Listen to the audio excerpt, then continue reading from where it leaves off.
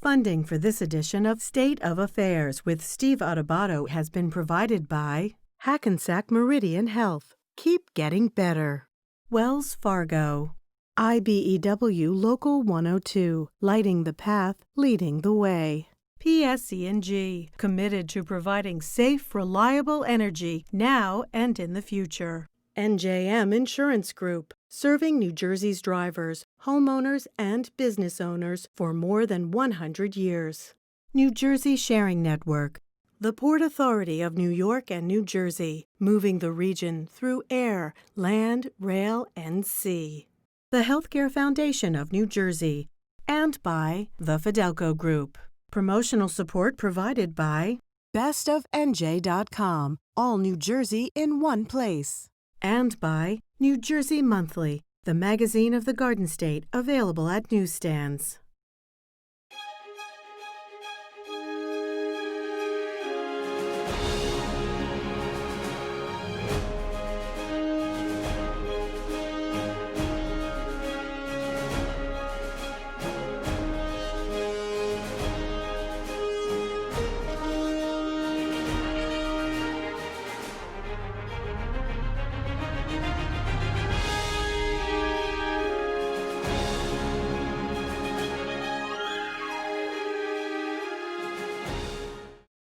Hi, I'm Steve Adubato. We're obviously recording remotely, and that doesn't stop the quality of our content. And once again, she joins us sometimes in the studio, but this time remotely. She is Michele Siekerka, President and Chief Executive Officer of the New Jersey Business and Industry Association. Good to see you, my friend. Great to see you, Steve. Now, listen, I've talked to you before when you've been in your home. Today, we happen to be taping on the 16th of June. Looks like you're in your office in Trenton. I am. We have our leadership team here today. It's 8 of us. We're doing our leadership retreat, socially distanced in our innovation zone downstairs. Talk about that, Michele. Again, it's interesting. First day in the office, great timing for us to be doing this. How do you expect it to be different? And does it affect the quality of what you do? Well, absolutely doesn't affect the quality of what we do, because we've proven that over the last 12 weeks. BIA has continued to be indispensable to our members as we've gone through COVID thus far, and incredible the work the team's done remotely.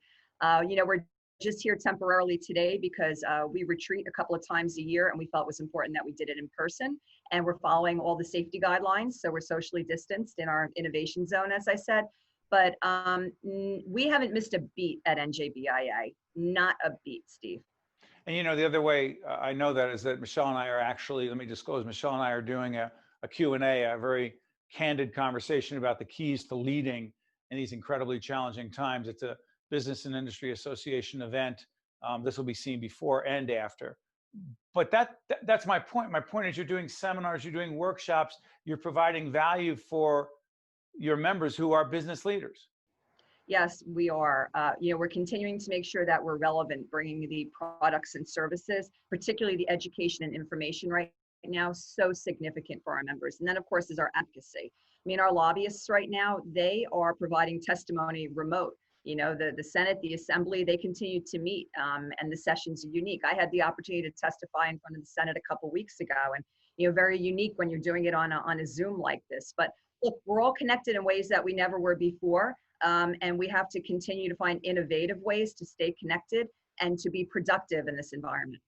By the way, the Business and Industry Association is an organization that includes members, leaders in business of different kinds of business, big business, medium-sized, small business, all different businesses, right?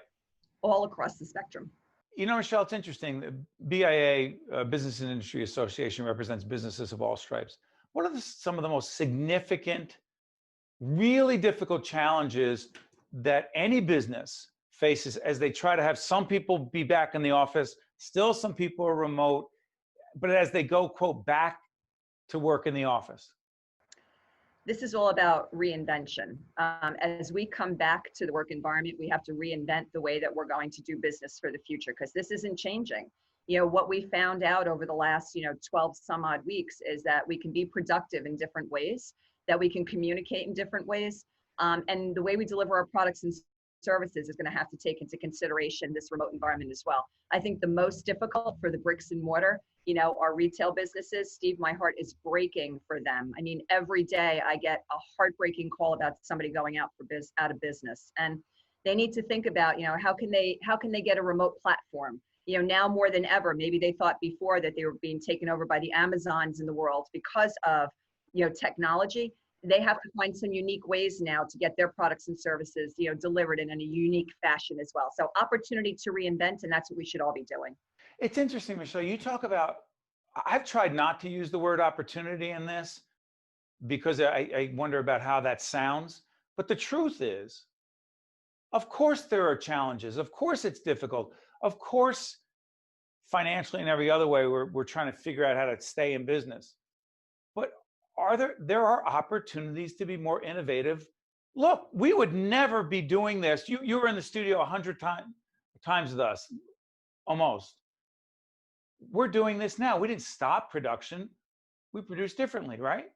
Absolutely. And you know what, Steve, life is a big SWOT, right? Strengths, weaknesses, opportunities, and threats. SWOT, right? You wake up every day and you've got to think about where's the opportunity today.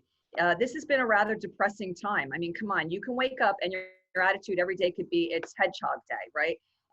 SOSDD, as some will say, okay? Or you can wake up and the sun comes up anew and it's like, it's a new day today, and how am I seizing the opportunity? And, the entrepreneurial spirit of the New Jersey business is always seizing the opportunity. And we have to do that now. We have to do that now. What do you describe as, or how do you see the role of state government? Again, Governor Murphy leading this ship of state, if you will. But there are key decisions that are going to be made moving forward, not to mention the fact that the state's got a huge fiscal hole. What do you think, 2 or 3 things the state of New Jersey could be doing, should be doing to help businesses, which means people being employed? Go ahead. Sure. Well, number one, certainly I want to commend the governor coming through the healthcare crisis for sure. But right now it's time to get New Jersey business open and do it as effectively and efficiently and swiftly in a safe manner. New Jersey business, first and foremost, always puts the health, safety, and welfare of their workforce and their patrons and their vendors first. So nobody's opening if they don't feel that they're safe to open, okay? But if they can check those boxes, let's get them open as quick as possible. Let's not just choose dates that sound good. If you're ready to go, let's get you going, all right? Every day, every hour means something to business. So state needs to be an enabler right now to the reopening process, safely enabling business to open. Number 2, from the support side, we need grants. We need continued grant money in order for businesses to be able to be prepared to reopen. Personal protective equipment, PPE, is a new expense for everybody, right? So the opportunity to have some dollars flowing to New Jersey business to help to offset some of these new expenses, as well as the fact is they haven't had revenue for years. And EDA opens up a new program just Economic recently. Development Authority. Economic development that is already oversubscribed. So you see the need that's there. Third thing, fiscal responsibility. Okay, just like I said, business has to reinvent themselves on the other side. Our government needs to reinvent themselves. Does that include raising taxes to make up for some of these lost revenue? No, it means reform, Steve. We've talked about reform for years, right? Many times. And everybody always says, oh, we can't do that now. Like the world's not going to stop for us to figure this out. Guess what? The whole world stopped. We can figure this out right now. When we come back, we have to come back bigger and better than ever. And that means now is the time. Now is the time for all the reform that we've talked about for so long. Finally, you've always been an optimistic person in these incredibly difficult times, and we're taping on the 16th of June. Are you optimistic about the rest of the summer into the fall?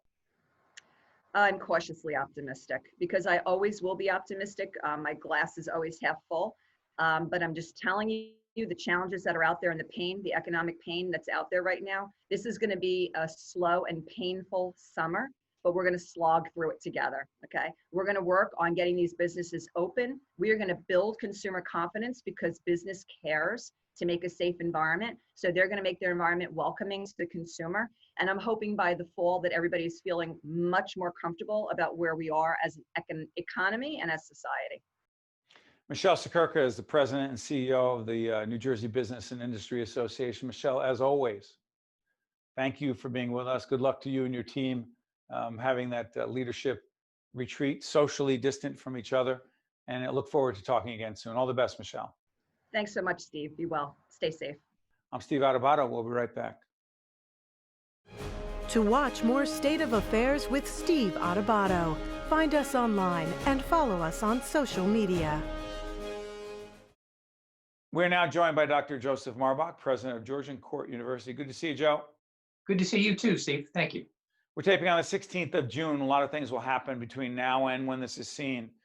How much can you predict for the fall of 2020 as it relates to your university and others in terms of in-class, online? Do we know? We don't know, and so I try to stay out of the prediction game. What we are doing is planning, and we're looking at various scenarios. So at this point, we believe we will open and have face-to-face classes, but we're also employing something called the HyperFlex or the HyFlex plan, which will allow us to split classes in half, and our faculty will put all their lesson plans and information online, so we can pivot to online if we need to in a very short period of time. You know, Dr. Marbach, we've talked about this before. Georgian Court, one of the many universities, part of our partnerships with different colleges and universities. And because you and I talk about teaching, and you've taught as a professor at a different university, what I'm curious about is quality control. The quality of a professor, for he or she to teach and engage effectively via this technology, because it's not easy. How do we teach people to teach this way? Well, we are running courses all throughout the summer through our Teaching and Learning Center to work with the faculty and work with instructional designers to make the courses interactive as possible, to introduce video and audio, to have students work in group projects. And I'm very happy to tell you that when we pivoted to online back in March, we did survey our students afterwards, and they were by and large satisfied with the classes. They gave us some pointers on how we could improve, but they identified 77 faculty members by name who did a great job in a very short period of time. So we think we've got a pretty good handle on providing a quality education and a quality product to our students. So either way, whether it's all online, a combination of in-class and online, or all on campus, you are confident of the quality of education that our students will be getting at your place? Absolutely. Georgian Court isn't a big research university. We pride ourselves, our faculty pride themselves as being teacher scholars. So they take the craft of teaching very seriously, and they've adapted to it very well. And I can't sing their praises loudly enough. You know, the other thing about this, you and I talk about money a lot, the economics, the fiscal realities, the budgeting, and what we're a nonprofit organization. You're a president of a university. The bottom line matters a lot. But then again, there was a tuition freeze at Georgian Court. You froze tuition, did you not? We did, in response to the needs of the families that we serve. Over 40% of our families are receiving Pell Grants, and that means they're getting financial aid from the federal government, and they're receiving tuition assistance grants from the state government. So they're coming from modest incomes. And as you well know, Steve, 40% of the people making less than $40,000 are unemployed because of this pandemic. And that's a large portion of the families that we serve and the students that we serve. But you lost that revenue. We lost that revenue, but if we lose those students who are on the margins, it's even a greater loss for us. So we'll take a short-term hit to ensure long-term success.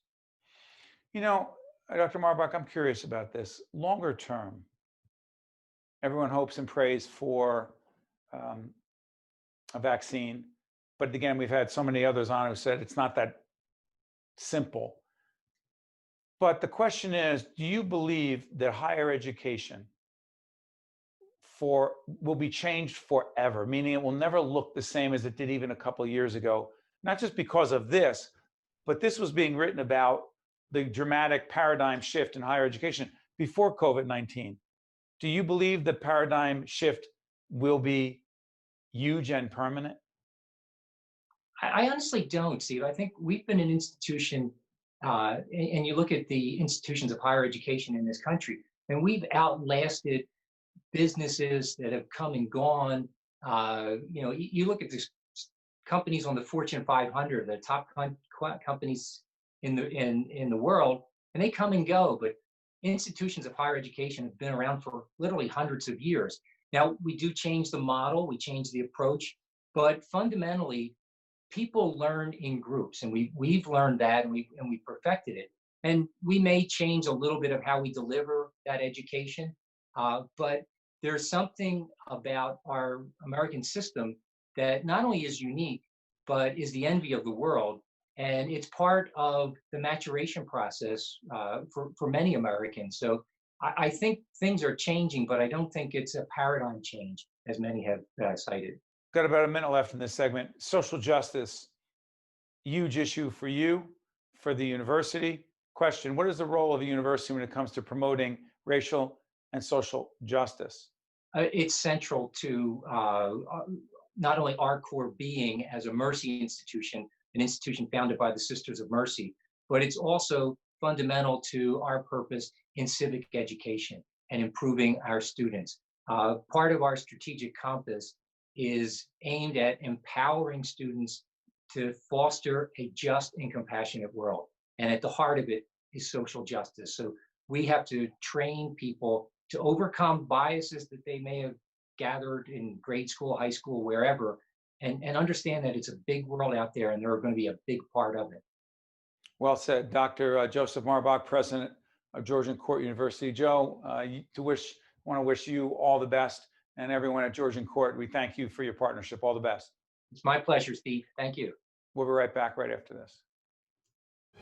To watch more State of Affairs with Steve Adubato, find us online and follow us on social media. We are now joined by our friend Marie Blistan, who is president of the New Jersey Education Association. Marie, good to see you. Hey, Steve, how are you? I'm okay. I look forward to being in the studio at NJTV with you in the not too distant future. All right, look, there are a lot of unknowns. We're taping on the 16th of June. It'll be seen after that. In the fall, I know we should be asking the Department of Education, what do you think is going to happen for the fall moving into the winter as it relates to the educational experience? Given the circumstances, and they seem to be changing every single day with the health guidelines, where we are with the pandemic in this state, we have to be prepared, I believe, for three scenarios. One, that we're fully back as usual, like nothing has happened. Second, some type of hybrid model where we're in part of the week. Some students are at home, some students are in school. And then the third is that it's completely virtual again for some coming months. And the answer to which one of those scenarios is going to be is going to have to rely heavily on what the health experts and the scientists are telling us. Look, that's what drove the governor in the first place to close the schools down. It was health and safety based on empirical evidence. And that has to be the criteria as we move forward. So Maria, interesting. We talked to you last on the 20th of March. I remember that interview, and it was just the beginning of the situation. And here's what I want to get to. The virtual learning situation. Our daughter in the 4th grade going to the 5th grade, she benefited from the Learning Live initiative at NJTV that the NJEA and the Department of Education were a big part of. And here's why I'm asking this. How the heck do you train our educators to be even better teaching remotely as opposed to the healthy obsession about being with your students in a classroom? Totally different experience. Well, and you're a classroom teacher for many years. Yeah. You know exactly what I mean. Yeah, I sure do. They had to turn on a dime, less than 2 weeks notice that they had to change their lessons to something that would be deliverable in a virtual setting. And then think at the same time, how it does get delivered, how it gets received by the students in their homes, because we can pretty much control the environment in our classrooms and our workspaces, not the same when they're at home. They did do an excellent job, but we all know that there are more things that we need to do. There were absolute inequities that just came to the surface immediately, whether it was for the students who did not have access Sure. to the devices, or students in homes that did not have access to the internet in different parts of the state, and or students who had one device per family. There were 3 kids. Everybody had to share, including the family, including the parents and or guardians who had to work using that device. All of that has to be taken into consideration as we move forward. Marie, sorry for interrupting. The digital divide, right? This huge divide. So what's interesting is that in 2019, I remember being with you and your colleagues at the annual convention of the NJEA. Now, it's going to be a virtual convention this year. Correct. But what I'm remembering is in 2019, when we were in Atlantic City, and I got to interview the great Dr. Cornel West, who was the keynote speaker at the convention. The theme then in 2019 was about racial inequities. In the past, it's gotten even worse, or even more public, if you will. There's a connection, there's a point here, the connection between the digital divide and racial disparities, economic disparities. That's a big part of it, isn't it?